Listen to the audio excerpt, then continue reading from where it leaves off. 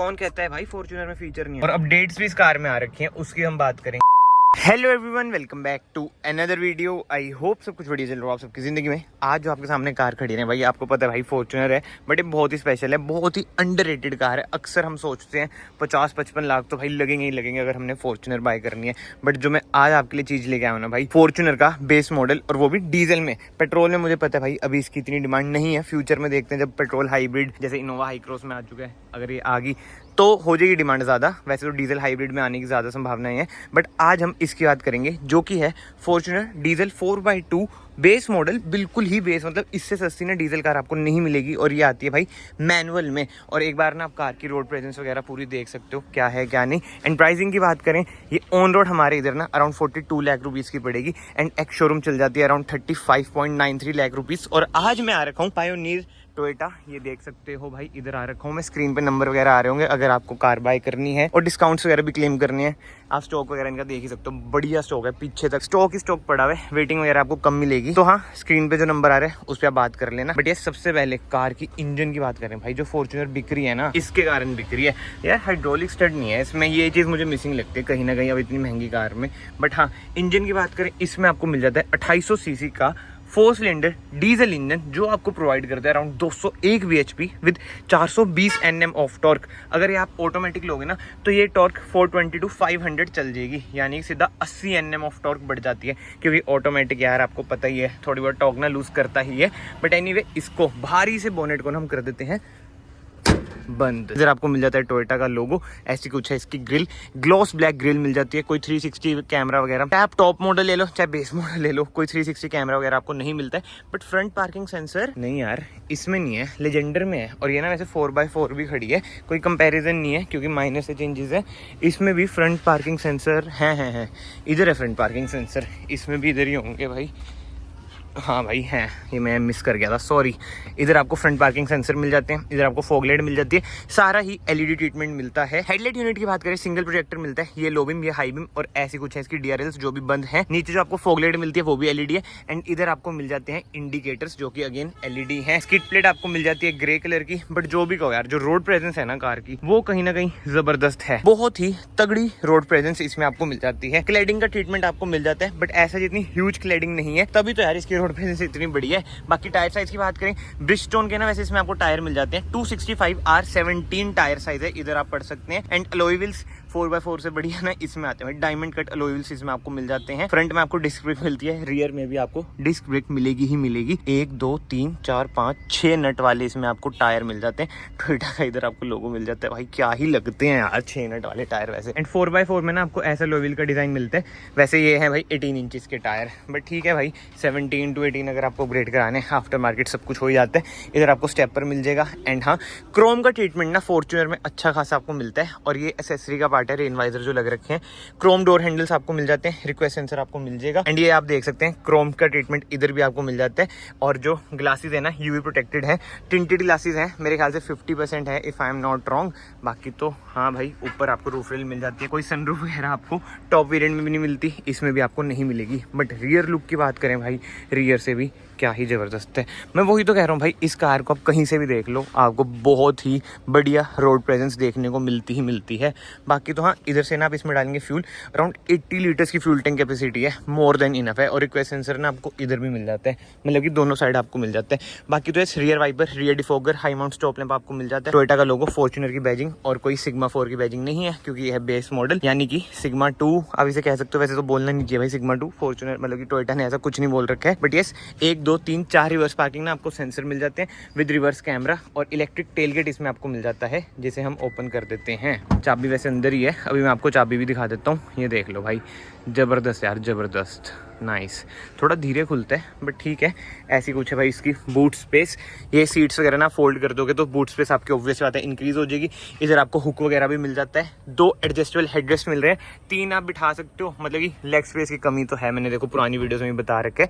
But जो अच्छी बात है, बूट लाइट वगैरह आपको मिल जाती है, तो ठीक है। वैसे तो अक्सर जो देखता हूँ मैं, ये सीट फोल्ड ही रहती है, इधर सामान समून ही ढोते हैं ज़्यादातर बंदे इधर तक ही, मतलब कि 5 सीटर अक्सर मैं वैसे बता रहा हूँ। नहीं तो यार जो लेता है वो ये family to family depend depend करता है। एंड स्पेयर व्हील की बात करें वो आपको नीचे मिलता है, जो कि 17 इंचेस का ही रहता है। इसे हम कर देते हैं बंद। और ये देखो पार्किंग लाइट जो होती है ना, आई मीन नंबर प्लेट वाली जो लाइट होती है, वो है इसकी हेलोजन पार्किंग लाइट बोल रहा हूँ, क्या बोल रहा हूँ यार, वो ये आजकल ना दिमाग बड़ा पजल रहता है, बहुत कामों में फंस रखा हूँ। बट एनीवे डोर ट्रिम की बात करें, ऐसा कुछ है भाई इसका डोर ट्रिम। ऑल ब्लैक में इसमें आपको डोर ट्रिम मिल जाता है, बट इस इंटीरियर में ना आपको 2 ऑप्शन मिल जाते हैं, कैमल टैन भी मिलता है। मेरे अकॉर्डिंग तो ना वो ज़्यादा सा अपीलिंग सा लगता है ना, बहुत ज़्यादा क्लोस्ट्रोफोबिक भी लग सकता है किसी को। सीट कवर्स भी ना इसमें आपको ब्लैक कलर के मिलते हैं। इलेक्ट्रिक सीट्स इसमें आपको मिल जाती हैं, इधर की साइड भी उधर की साइड भी। But without wasting any time हम चलते हैं कार के अंदर। भाई साहब रथ है ये भाई, इतना ऊंचा, क्या ही फील देते हैं। बाकी तो इसे हम करते हैं बंद। सॉफ्ट टच का ट्रीटमेंट आपको इधर मिल जाता है एंड इधर आपको ट्विटर्स भी मिल जाते हैं। बाकी तो हाँ, इधर आपको पावर विंडोज़ के कंट्रोल मिल जाएंगे, 1 टच अप 1 टच डाउन, सारी पावर विंडोज़ हैं भाई लगता ही नहीं है बेस मॉडल है, सीरियसली बता रहा हूँ, लगता ही नहीं है। और अपडेट्स भी इस कार में आ रखी हैं, उसकी हम बात करेंगे। बाकी तो हाँ, ग्रैब हैंडल आपको इधर भी मिल जाता है, उधर भी मिल जाता है। और जो एक लॉक का ट्रीटमेंट है ना, ये कहीं ना कहीं बढ़िया लगता है। बट हाँ, अब मैं कार को करता हूँ स्टार्ट। बट उससे पहले की बात करूँ, ऐसी कुछ है की लॉक अनलॉक, और इधर से टेल गेट आपका ओपन होता है, फॉर्च्यूनर की इधर बैजिंग मिल जाएगी। बट एक चीज़ आप नोट करना, मैनुअल में यही थोड़ी सी अजीब सी चीज़ है। देख रहे हो मेरे कैसे हिल रहे भाई। अगर मुझे फॉर्च्यूनर लेनी हो ना 4x2 में, तो मैं एनी डे ऑटोमेटिक लूँ। पता नहीं क्यों यार, मैनुअल मतलब इतनी बड़ी कार मैनुअल में ना समझ लो फील्स ही नहीं आती। बाकी रिवर्स इसका ऐसे पड़ता है भाई, रिवर्स कैमरा क्वालिटी ये है, ठीक है यार। रिवर्स कैमरा क्वालिटी मतलब ऑब्वियस बात है, फीचर्स वगैरह जो लोग कहते हैं, अब मैं वो सब चीज़ें रिपीट नहीं करूँगा। जो है मैं आपको वो दिखा रहा हूँ, जो हो सकता है वो आपको भी पता है क्या क्या होना चाहिए। एंड यार एक बात है, अनलाइक महिंद्रा, मतलब कि महिंद्रा ने तो चलो इंप्रूव कर लिया है, गियर नॉब ना वाइब्रेट नहीं करता, बट इसका ना वाइब्रेट तो हो रहा है। बट जो एक चीज़ जो मुझे बहुत ही बढ़िया लगी यार, महिंद्रा के ना गियर अटकते हैं, बट फॉर्च्यूनर के यार गियर बहुत ही ज्यादा स्मूथ है यार। मतलब कि धीरे धीरे ना मेरा पर्सपेक्टिव चेंज हो रहा है कि मैनुअल में भी फॉर्च्यूनर ले सकते हैं। बट ऑटोमेटिक में जो फील है ना यार, देखो इसकी वो अलग ही है, मानो या ना मानो। नाइस यार, ठीक है यार, ले सकता था मैं ये वैसे। बाकी तो स्टीयरिंग व्हील की बात करें ना, हाइड्रोलिक इसमें आपको स्टीयरिंग व्हील मिल जाता है, टिल्ट एंड टेलीस्कोपिक का ऑप्शन है, इधर से आप एडजस्ट कर सकते हैं। इधर आपको क्रूज कंट्रोल का स्विच सा मिल जाता है। मतलब कि बड़ी ऑड सी है इसकी यार, ये क्रूज कंट्रोल वाली नॉब ना इधर होती है अक्सर। बट हाँ, इधर से आप अपनी MID कंट्रोल करेंगे, जो कि वही आपको बेसिक इन्फॉर्मेशन वगैरह बता देती है, मतलब की स्पीड होगी, टायर किस साइड है, माइलेज वगैरह। एंड माइलेज की बात हो रही है भाई, सिटी में ना 10 kmpl तक की माइलेज आपको दे देगी। बाकी तो इधर से आप अपनी इंफोटेनमेंट स्क्रीन कंट्रोल करेंगे, कॉल पिक वगैरह करेंगे। लेदराइज स्टीयरिंग व्हील है, इधर वुडन ट्रीटमेंट भी बढ़िया लगता है, ऑटोमेटिक हेडलाइट है। एंड इधर आपको मिल जाते हैं वाइपर कंट्रोल, ऐसा कुछ है इसका इंस्ट्रूमेंट क्लस्टर। एस्थेटिक तो देखो कहीं ना कहीं लगता ही है यार, डिजिटल क्लस्टर ना देखो मुझे ऐसे जितने पसंद नहीं है जितने एनालॉग है। बाकी तो टोयोटा का लोगो, मतलब जहाँ पे आ जाता है ना, प्रीमियमनेस इंक्रीज हो ही जाती है। और एक और चीज दिखाऊं जो आजकल की कारों में मिसिंग है, पहले डिजायर तक में आती थी ये चीज, कप होल्डर। यार ये आने चाहिए हर कार में, इतने प्रीमियम लगते हैं ना। आप ड्राइव कर रहे हो, इधर आप अपना कॉफी का मग वगैरह रखो, जबरदस्त यार। बट क्या करें, फॉर्च्यूनर में आ रहा है अब ये। बाकी ये सेंटर कंसोल की बात करें, छोटी सी इधर स्क्रीन मिल जाती है। एंड्रॉइड ऑटो, एप्पल कारप्ले इसमें आपको मिलता है, बट वो है वायर्ड।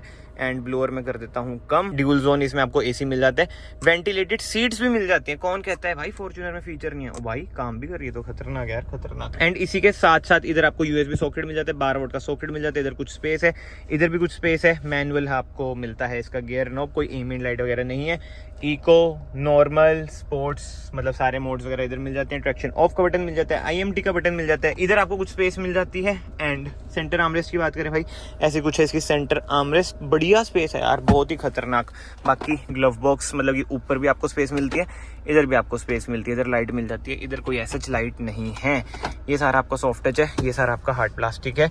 ऑटो डिमिंग IRVM आपको मिल जाता है। कैबिन लाइट की बात करें, LED कैबिन लाइट है। सनशेड की बात करें, मिरर आपको मिल जाता है। टिकट होल्डर भी आपको मिल जाता है। और इधर देखो भाई, वैनिटी लाइट भी आपकी जल जाती है। और जो क्वालिटी है ना, जबरदस्त है भाई, मतलब जो फील करके मैं आपको बता रहा हूँ। स्कॉर्पियो में तो क्या बताऊँ, मतलब स्कॉर्पियो क्लासिक की बात कर रहा हूँ भाई।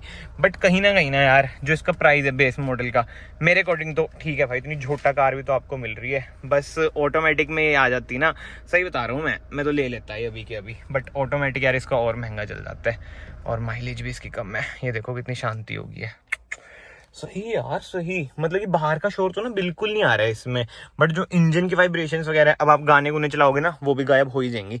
बट इस कार में ना कोई नेगेटिव मुझे पर्सनली ना नहीं लगता है। बाकी एक चीज मैं आपको दिखाना भूल गया, ये अपडेट हुआ है, मैंने आपको ना शायद पहले भी दिखाया था। अब इसमें आपको वही सीट बेल्ट रिमाइंडर मिल जाता है पीछे वालों के लिए भी। और अभी जो मैंने कहा ना कि नेगेटिव मुझे नहीं लगता है, जो चीजें मिल रही हैं भाई, अब ये तो नेगेटिव बोलने को तो मैं कह दूं भाई ये फीचर नहीं है, वो फीचर नहीं है, ये फुद्दू सी सनरूफ नहीं है, मतलब बहुत चीजें आती हैं। और देखो मैं ना हर कार में ना, मतलब थार को छोड़ के सनरूफ है। सनरूफ यार शुरू में मुझे भी बड़ा क्रेज था, अब शायद से मैंने यूज कर लिया इतना, मतलब कि एक्सपीरियंस कर लिया, यूज तो नहीं हुई बोलना चाहिए, क्योंकि यूज तो ऐसा क्या ही हुई है, सनरूफ नहीं हुई है, तभी मैं आपको बता रहा हूँ कि सनरूफ का कुछ भी ऐसा यूज नहीं होता है।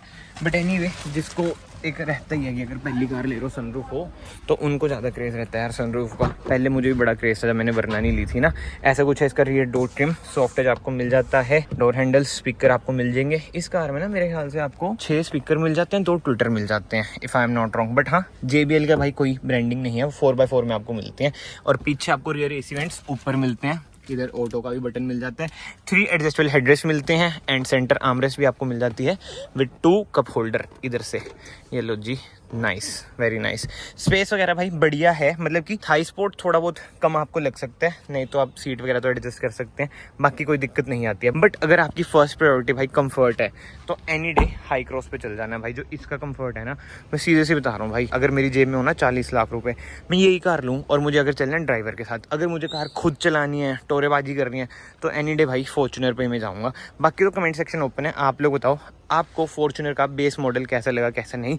एंड अगर आपको वीडियो पसंद आई है, वीडियो को ना ऐसे लाइक कर देना, चैनल को ऐसे सब्सक्राइब कर देना, it will mean a lot to me. And मैं आप सबको मिलता हूँ नेक्स्ट वीडियो में। Till then bye, take care. और एक चीज़ मैं आपको बतानी भूल गया, इधर से ना आप फ्रंट पार्किंग सेंसर बंद भी कर सकते हैं। एंड यस, एक और चीज़ जो मैं आपको बताना भूल गया, जो ये कलर है ना, ये है भाई पर्ल वाइट, और जो ये है ये सुप्रीम वाइट। अब मुझे नहीं पता कैमरा कितना जस्टिस कर रहा है कितना नहीं।